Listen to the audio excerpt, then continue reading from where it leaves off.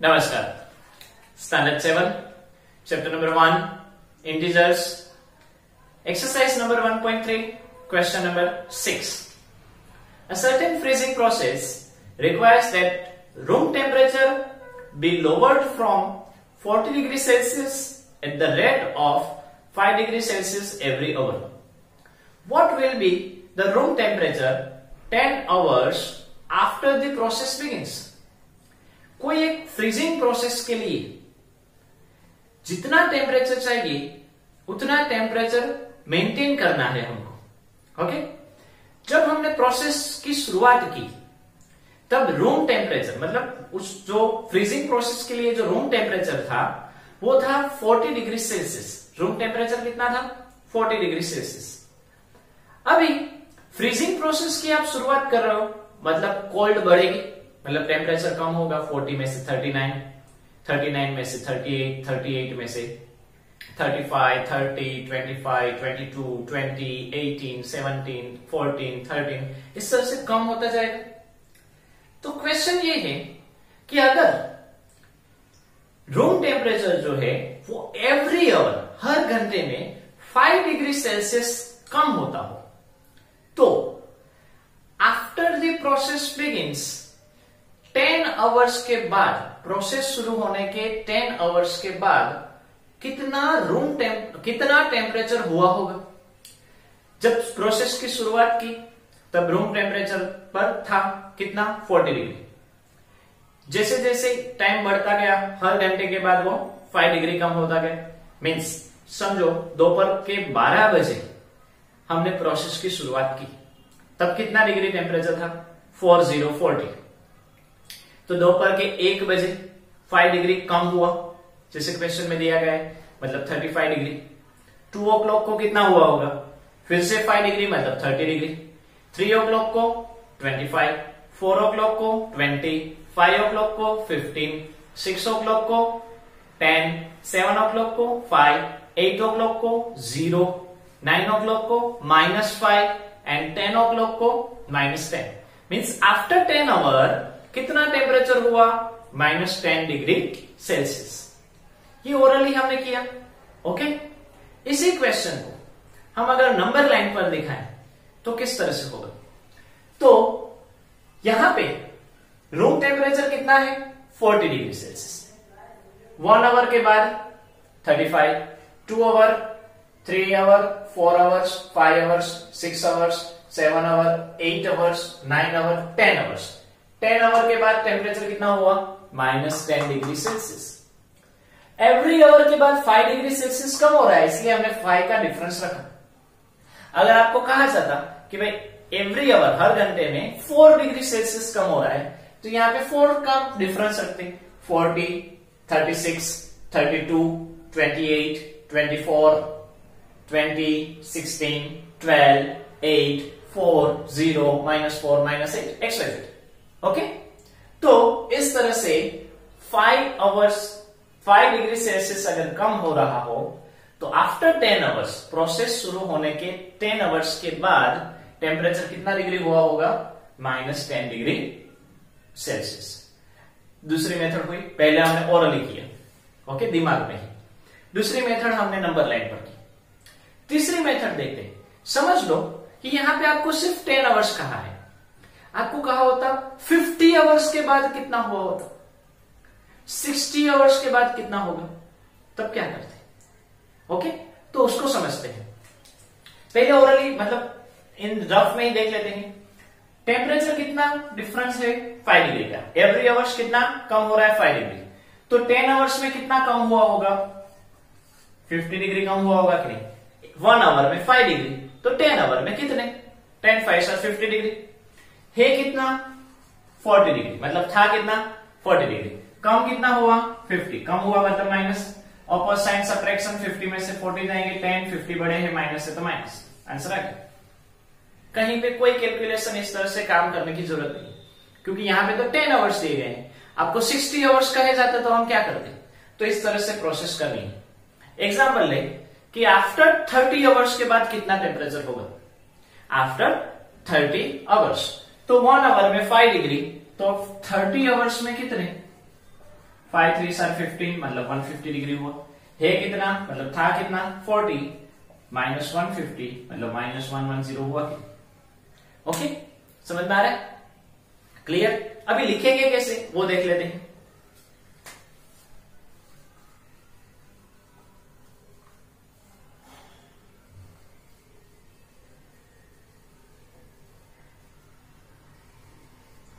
Room temperature 40 degree Celsius.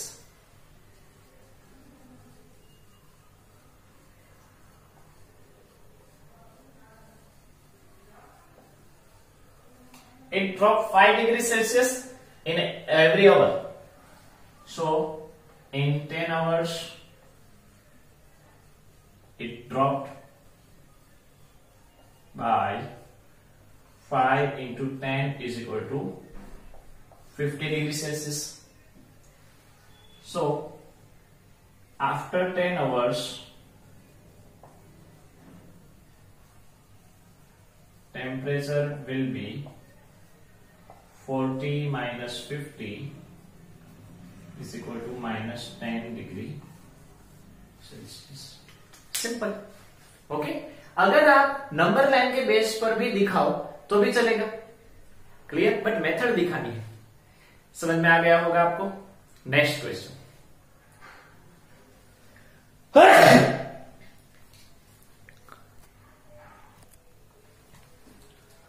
Question number 7।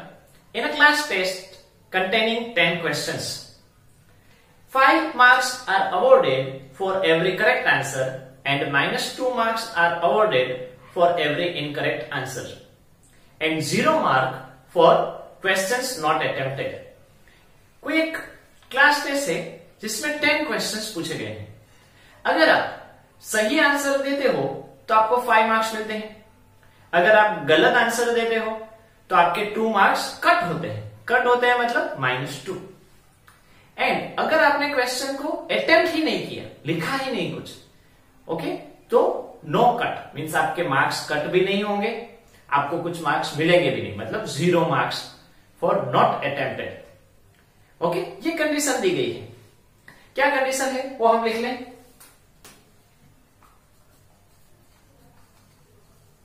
Total questions 10 for correct answer plus 5 for incorrect answer -2 mark. Cut होना मतलब minus for not attempting 0 mark. Okay अगर आपने कुछ question को attempt नहीं किया तो 0 मार्क। अभी इस कंडीशन के बेस पर 3 क्वेश्चंस दिए गए हैं। In that first Mohan gets 4 correct and 6 incorrect answers. What is his score? Mohan एक स्टूडेंट है जिसने 4 करेक्ट आंसर दिए हैं एंड 6 इनकरेक्ट आंसर दिए हैं, तो उसका स्कोर कितना हुआ होगा? पहला मोहन की बात कर रहे हैं। करेक्ट आंसर्स कितने हैं? 6। करेक्ट आंसर्स कितने हैं? सॉरी करेक्ट आंसर है 4। इनकरेक्ट कितने हैं? 6। तो marks for correct answers is equal to, correct answer के लिए टोटल उसके मार्क कितने हुए? 4 correct answer. Each correct answer कितने मार्क्स है? 5, 20 marks. Okay marks for incorrect answers कितने इनकरेक्ट हैं? 6। इनकरेक्ट के लिए कितने मार्क्स है? -2 मीन 6 2 12 माइनस एक बार है और 10 है मतलब नेगेटिव -12 मार्क्स। मतलब उसने जितने सही क्वेश्चंस के आंसर्स दिए हैं उसके लिए उसको 20 मार्क्स मिले। इनकरेक्ट के लिए 12 मार्क्स कट होंगे, उसको 20 मार्क्स मिले। बट गलत है इसलिए उसके 12 मार्क्स कट होंगे, मतलब final score is equal to 20 minus 12 is equal to 8 marks. Mohan का स्कोर कितना हुआ? 8। क्यों? क्योंकि 20 मार्क्स में से 12 मार्क्स जो इनकरेक्ट है, इनकरेक्ट क्वेश्चंस के मार्क्स है वो माइनस करने पड़ेंगे, इसलिए 8। ओके, इसी में सेकंड दिया गया है Reshma. Reshma gets 5 correct and 5 incorrect answers. What is her score? Reshma की अगर हम बात करें तो उसने 5 करेक्ट आंसर्स दिए हैं। कितने करेक्ट हैं? Correct answers 5। इनकरेक्ट कितने हैं? वो भी 5 है। ओके, तो marks for correct answers is equal to, अगर 1 करेक्ट आंसर देते हैं तो कितने मार्क्स मिल रहे हैं? 5। तो 5 इंटू 5 यानी 25 marks. Marks for incorrect answers 5 into -2 करेंगे, क्योंकि इनकरेक्ट के लिए कितने मार्क्स है? -2। तो 5 इनकरेक्ट, तो 5 इंटू -2 मीन्स 10। एक बार नेगेटिव है तो negative. So final score is equal to 25 minus 10 is equal to 15। तो रेशमा के कितने मार्क्स हुए? 15 मार्क्स। क्लियर? समझ में आया? Okay, third question. Hina gets 2 correct and 5 incorrect answer, but out of 7 questions.